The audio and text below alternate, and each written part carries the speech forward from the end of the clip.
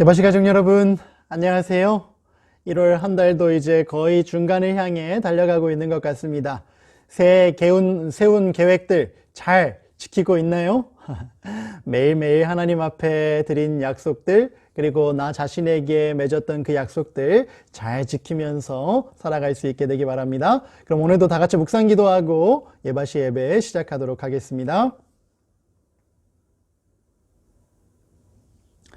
우리 어제부터 함께 부르고 있는 찬미 있지요?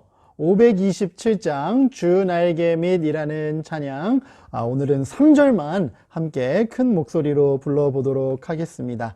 예수님의 따뜻한 사랑의 날개 아래 우리 거하기로 결심하면서 한번 크게 불러보도록 하겠습니다.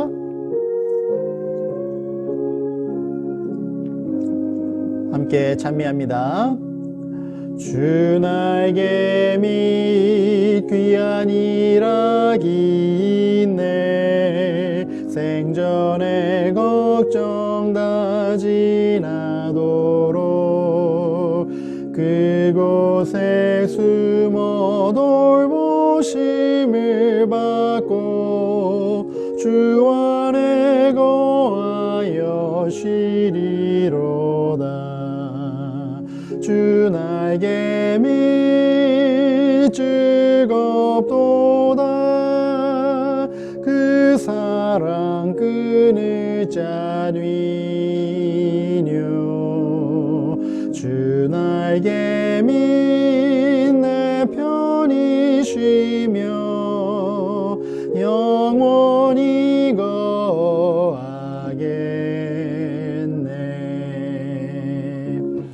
우리가 가장 안전할 수 있고 가장 편안할 수 있는 곳은 예수님의 돌보심의 날개 아래라는 것을 오늘도 잊지 말고 기억하는 좋은 하루 될 수 있으면 좋겠습니다. 오늘 이제 새로운 이야기를 시작하겠습니다. 11번째 이야기, 다윗의 회개라는 제목입니다. 우리 어제까지요, 다윗의 삶에 있었던 큰 실수, 큰 오점에 대한 이야기를 살펴봤어요. 왜 다윗이 그랬을까? 어쩌다 그런 실수를 했을까? 목사님이 여러 번 고민을 해봐도 쉽게 답을 찾을 수는 없어요. 그런데 그게 사람이에요. 선 줄로 알았을 때 더욱더 조심하라.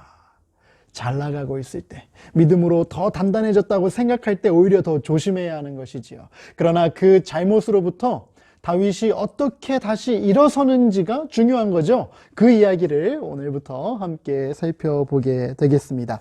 99페이지의 내용, 다윗의 회개 함께 살펴보겠습니다. 그동안 다윗은 자기에게 아무 잘못도 없는 것처럼 생각하면서 지내려고 애를 썼어요. 그는 이렇게 혼잣말로 중얼거리기도 했지요.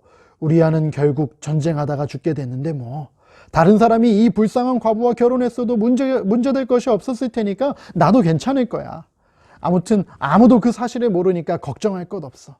요압이 의심할지 모르겠지만 아무 증거가 없거든. 다윗이 그렇게 스스로 위로하고 있었다는 거예요. 자신의 잘못이 분명했음에도 불구하고 사람들이 모른 척 넘어갈 수 있었으니까 괜찮을 거야 생각하고 있었어요.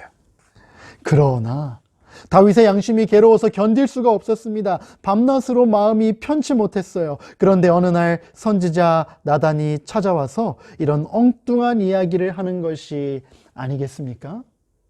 스스로 위안을 삼고 있었지만 다윗은 원래 마음이 어떤 사람이었어요? 착하고 선한 사람이었어요. 아무리 감추려고 해도 그 마음 가운데 말씀하시는 성령 하나님의 음성을 거절할 수가 없었어요. 양심이 찔렸다는 거죠. 그렇게 양심이 찔려서 고민하고 잠도 못 자고 있는데 선지자 나단이 갑자기 어느 날 찾아와서 그에게 이런 이상한 이야기를 하는 거였어요. 한 성에 두 사람이 있는데 한 사람은 부자이고 한 사람은 가난하니 그 부자인 사람은 양과 소가 매우 많으나 가난한 사람은 아무것도 없고 자기가 사서 기르는 작은 암양 새끼 하나뿐이라. 그 암양 새끼는 저와 저의 자식과 함께 있어 자라고 있는데 어떤 행인이 그 부자에게 오매 부자가 자기의 양과 소를 아껴서 자기에게 온 행인을 위하여 잡지 아니하고 가난한 사람의 양 새끼를 빼앗아다가 자기에게 온 사람을 위하여 잡았나이다. 그 이야기를 듣던 다윗은 매우 노했습니다. 그 부자의 옳지 못한 행동이 그의 마음을 찌른 것입니다. 여러분 한번 생각해 보세요. 부자가 있고 가난한 사람이 있었어요. 부자에게는 양도 많았고 가난한 사람에게는 한 마리 양밖에 없었대요. 그런데 그 부자에게 손님이 왔을 때 이미 많은 자기의 양 중에 한 마리를 잡아서 대접한 게 아니라 누구 양을 훔쳐다가 그 가난한 사람의 양을 가져다가 손님을 대접했던 거예요. 공정한 방법이었을까요? 훨씬 더 많은 사람이 자기 것은 남겨두고 하나밖에 없는 사람의 것을 가져다가 대접을 한 거죠. 그 이야기를 듣고 다윗은 화가 났어요. 왜? 부자가 잘못했다는 걸 단번에 알고 있었기 때문이지요. 다윗은 화를 터뜨렸습니다. 여호와의 사심을 가리켜 맹세하노니 이 일을 행한 사람은 마땅히 죽을 자라.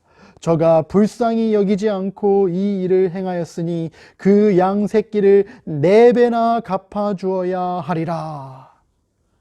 다윗이 공정한 판단을 한 거잖아요. 불공정하게 행동한 부자에게 4배나 쳐서 가난한 사람에게 갚으라라고 이야기해야 될 것이다 라고 이야기한 거예요. 그런데 갑자기 선지자는 손으로 왕을 가리키면서 외쳤습니다. 당신이 바로 그 사람이요. 우리아의 아내 밧세바를 옳지 않은 방법으로 자신의 아내로 취한 다윗을 가리키면서 지금 이 비유가 바로 다윗 왕 당신의 이야기입니다 라고 직접적으로 이야기해 준 거예요. 다윗은 얼굴빛이 하얗게 질렸습니다. 이렇게 비밀이 탄로되다니. 나단은 그러나 멈추지 않고 계속 이야기했습니다. 이스라엘의 하나님 여호와께서 이처럼 이르시기를 내가 너로 이스라엘 왕을 삼기 위하여 너에게 기름을 붓고 너를 사울의 손에서 구원하고 이스라엘과 유다 족속을 너에게 맡겼느니라. 만일 그것이 부족하였을 것 같으면 내가 너에게 이것저것을 더 주었으리라. 그런데 어찌하여 내가 여호와의 말씀을 업신여기고 나 보기에 악한 일을 행하였느냐. 내가 칼로 햇사람 우리아를 죽였으되 암몬 자손의 칼로 죽이고 그 철을 빼앗아 너의 아내로 삼았도다. 아멘. 누구는 다 알고 계셨어요? 하나님은 다 알고 계셨어요. 자신의 잘못을 감추기 위해 다윗이 여러 가지 노력을 했고 남편인 우리아까지 전쟁터에서 죽은 것처럼 다 작전을 짰지만 하나님은 속일 수 없었다는 거예요. 하나님께서 다윗에게 직접적으로 이야기하시죠. 내가 너에게 이렇게 많은 축복을 주었고 그것이 부족하였다면 더 많이 주었을 텐데 왜 너 스스로 그런 악한 일을 행했느냐. 다윗아, 내 마음이 너무 아프구나. 여러분, 우리는 하나님의 마음을 혹시 그렇게 아프게 하고 있지 않은가요? 다시 한번 생각해보는 이 아침 될 수 있으면 좋겠습니다. 그러면 오늘의 내용을 정리해 보겠습니다. 완전 범죄를 꿈꿨던 다윗은 자신의 계획이 완벽하다는 착각을 했어요. 하지만 우리가 섬기는 하나님은 전지전능한 분이세요. 혹시 사람의 눈은 속일 수 있을지라도 하나님은 다 알고 계심을 기억하고 항상 하나님 보시기에 정직하게 행동하도록 해요. 우리 예바시 가족 여러분, 어린이, 어른, 부모 할 것 없이 우리 모두 다 하나님 보시기에 정직하게 살 수 있으면 좋겠어요. 내 양심을 괴롭히고 있는 뭔가 잘못된 일이 있다면 사람들은 모른다 할지라도 하나님께서 다 아시기 때문에 그 모든 것들 하나님 앞에 내려놓고 용서해 주시기를 기도할 수 있으면 좋겠어요.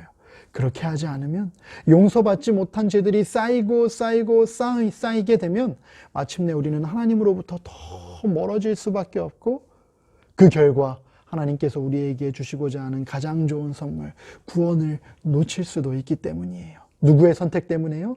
우리의 선택 때문에요. 오늘 우리는 어떤 선택을 해야 할까요? 깊이 생각해보는 하루 될 수 있으면 좋겠습니다. 다 같이 기도하고 마치도록 하겠습니다.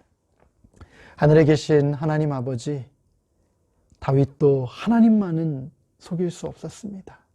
그리고 하나님께서는 다윗을 너무 사랑하셨기 때문에 그의 잘못을 직접 보여주시기 위해 선지자를 보내주셨습니다. 다윗은 어떤 선택을 하게 될까요?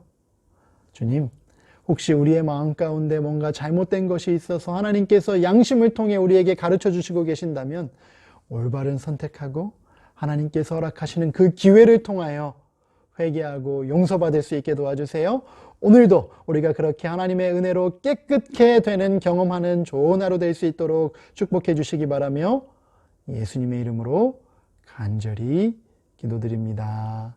아멘.